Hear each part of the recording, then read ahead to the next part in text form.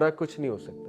اور میں اکثر یہ بات کہتا ہوں کہ شیطان ول پاور توڑتا ہے مومن کی, اور دوسرا وہ مومن کو اللہ سے دور کرتا ہے, اور پھر وہ اسے لرنڈ ہیلپ لیسنس کی طرف لے جاتا ہے, اور پھر وہ اسے دوسروں پہ ریلائی کراتا ہے کہ تیرا مسئلہ فلانا بندہ حل کر سکتا ہے, اور وہی کرے گا, اس کے علاوہ کوئی نہیں کرے گا. اور یہ شرک میں آتا ہے. بائی دا وے یہ اسکالرز اتنی سختی سے کہتے ہیں کہ اگر آپ کسی بندے کے بارے میں مائنڈ میں یہ لے آتے ہیں نا کہ میرا مسئلہ یہ بندہ حل کر سکتا ہے, تو یہ one of the forms of شرک ہے, یعنی عقیدے کی خرابی ہے.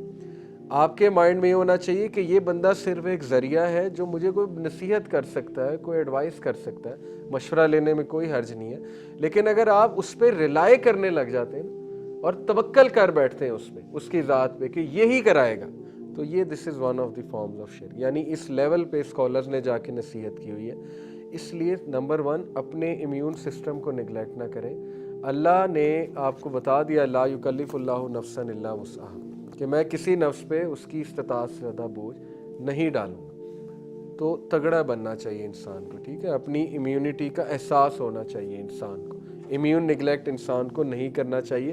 تو اس سے کیا ہوتا ہے, ہم اپنی ریزیلینس کو انڈر ایسٹیمیٹ کرتے ہیں, جبکہ we have a whole suite of psychological traits to force ourselves to feel better. Trust me, باقاعدہ ریسرچز موجود ہیں پازیٹیو سائیکالوجی میں کہ وہ بچے جو ایسے خاندانوں میں پیدا ہوئے تھے جو ابیوسو پیرنٹس تھے, جنہوں نے باقاعدہ ابیوز کیا ان بچوں کو, جنہوں نے باقاعدہ ان بچوں کے ساتھ زیادتیاں کی ہیں اور بہت کچھ کیا, ان کے بچے one of the most successful بچے بنے آگے جا کے.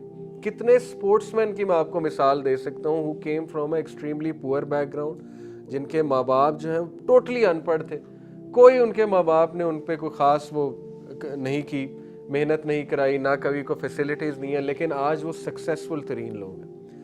فرق کیا ہے ان لوگوں میں اور عام بندے میں نا, انہوں نے فرق تلاش کیا, اور انہوں نے کہا کہ وہ لوگ جو ریزیلینٹ ہوتے ہیں نا, وہ اپنا سپورٹ سسٹم کہیں نہ کہیں ڈھونڈ لیتے ہیں, حالات نہ خود کریٹ کرتے ہیں. جبکہ وہ لوگ جو فکسڈ مائنڈ سیٹ کے لوگ ہوتے ہیں, یا آپ کہہ لیں کہ ایک لوزر مائنڈ سیٹ کے لوگ ہوتے ہیں, وہ لوگ حالات کے آگے گھٹنے ٹیک دیتے ہیں اور لرنڈ ہیلپ لیسنس کا شکار ہو جاتے ہیں. تو it all depends on one's attitude and one's mind set, یہ یاد رکھیں. اللہ نے بھی اسی لیے دیکھیں اپنی سوچوں کو کنٹرول کرنا کتنا ضروری ہے, پازیٹیو سوچنا کتنا ضروری ہے, حالات کی پازیٹیو انٹرپریٹیشن کتنی ضروری ہے.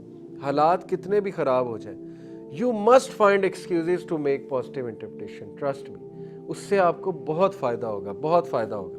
ہے مشکل, لیکن صحابہ اور تمام کامیاب لوگ جو خوش رہے ہیں زندگی میں, آپ دیکھیں کہ وہ ہمیشہ حالات کی ان کے پاس کوئی نہ کوئی پازیٹیو انٹرپریٹیشن ہی ہوتی تھی, ان کی زبان پہ شکر گزاری ہوتی تھی ہر وقت, اور اس کا امپیکٹ ان کی پرسنالٹی پہ بہت زبردست ہوتا تھا. ٹھیک ہے, یہ ریسرچ سے پروون باقاعدہ جو ہے وہ باتیں ہیں. اور ایک اور وجہ, wrong definition of happiness, euphoria, elation اور ہیڈونزم.